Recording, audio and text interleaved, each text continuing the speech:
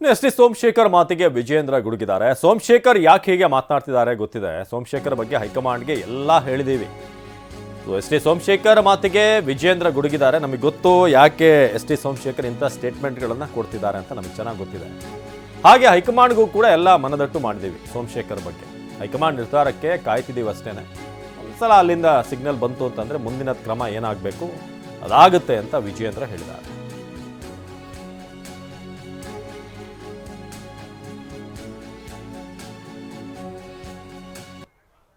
BJP ಮಂತ್ರಿ ಯಾಕೆ ಇರಬಾರ್ದು?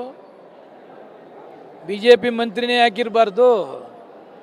ಈ ಊಹಾಪೋಹಗಳನ್ನ ಬಿಡಬೇಕು. ಇವರು ಸಾರ್ವಜನಿಕರಿಗೆ ತಲೆಗೆ ಹುಳ ಬಿಡೋದ ಫಸ್ಟ್ ಬಿಡಬೇಕು.